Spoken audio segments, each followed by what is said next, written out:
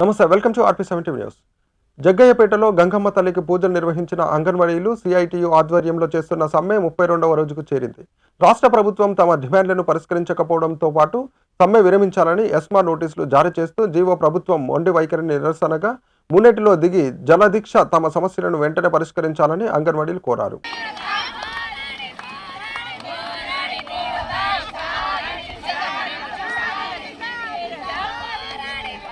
Chillakallu project అండి. మేము అంగన్వాడీ వాళ్ళం 32 రోజుల నుంచి ధర్నా చేస్తూనే ఉన్నాము. ఈరోజు చర్చలు అని చెప్పారు. ఈ చర్చలు ఫలించాలని చెప్పి ఈరోజు 3 మండలాలు వాళ్ళు వచ్చి గంగమ్మకి జలదీక్ష చేశామండి. మీరు చేసే చర్చలు ఫలించి మాకు న్యాయం జరగాలని, ఇంకా పూజలు చేశామండి. మాకు న్యాయం జరగాలని, ప్రభుత్వం వారు మాకు మంచిగా చేస్తారని మేము ఆశిస్తున్నాము.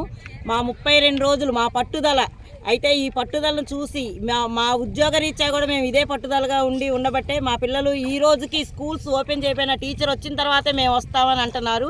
చర్చలు సఫలమై మాకు న్యాయం జరగాలని కోరుకుంటున్నాం. దాని మీద ఈ మహిళలందరూ వచ్చి 3 మండలాల నుంచి మహిళలు వచ్చి జలయజ్ఞం చేసి మా సమస్యలు పరిష్కరించాలి. పరిష్కరిస్తేనే మేము ఈ ఉద్యమాన్ని ఆపుతాం, లేకుంటే ఆపమనే దాని మీద ఈ పెద్ద ఎత్తున 8 గంటలకే ఇక్కడికి వచ్చారంటే వాళ్ళ పట్టుదల ఎవరు ఎట్ట ఉందో వారికి ముందు ముఖ్యమంత్రి గారు గ్రహించాలి. వెంటనే ఈరోజు చర్చలు జరుగుతుంది. ఆ చర్చల్లో వారికి కనీసం 26,000 రూపాయలనే మాట వచ్చిందాకా వీళ్ళు ఉద్యమాన్ని ఆపరు. ఈ ఉద్యమాన్ని ఇట్టనే ఇచ్చేస్తారు.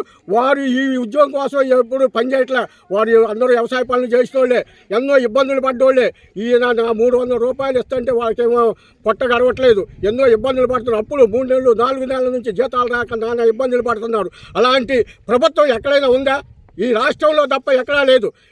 ఇప్పుడు కేరళ పోతే ప్రతి విద్య, వైద్యం, రకరకాల సమస్యల మీద అక్కడ ప్రభుత్వం చేస్తుంది. ఇక్కడ ప్రభుత్వం మాట తప్పి మరో తిప్పటం ఇట్లా చేస్తుంది. కాబట్టి దీన్ని వెంటనే పరిష్కారం ఈరోజు చేయాలి. లేని ఎడల ఈ ఉధృత దీన్ని ఇంకా ఎక్కువ చేస్తామని హెచ్చరించి.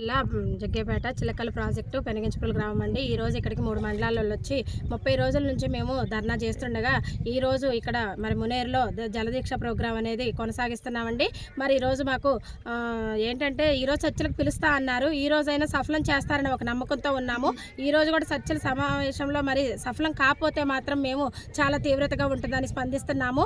ఈ 32 రోజులు చేస్తున్నా మన సీఎం గారి దృష్టికి వెళ్తున్నా కానీ మా గురించి పట్టించుకోవట్లేదు. మాకంటే వెనక చేసిన మున్సిపల్ సోదరులందరికీ పెంచారు.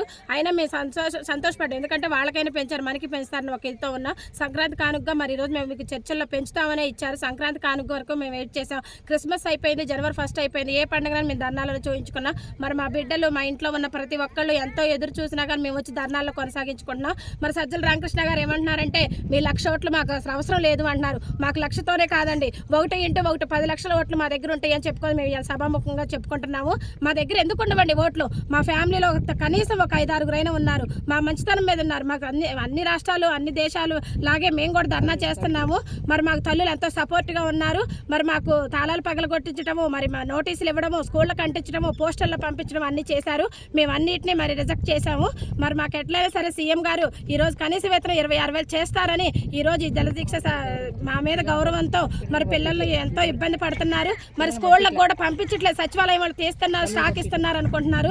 కనీసం ఒక్క రోజైనా ఈ రోజుకి పిల్లల్ని పంపించట్లేదు. మేడం మీరు ఎప్పుడు వస్తారని ఏరియాలో తల్లులందరూ ఫోన్ చేస్తున్నారు. మరి ఇప్పటికైనా సీఎం గారి దృష్టికి ఈ విషయాన్ని తీసుకెళ్లి మాకు సభాముఖంగా 26,000 మరి సఫలం చేస్తారు ఈరోజు చర్చల్లో అని ఈ జలదీక్ష కార్యక్రమంలో మేము సంతోషంగా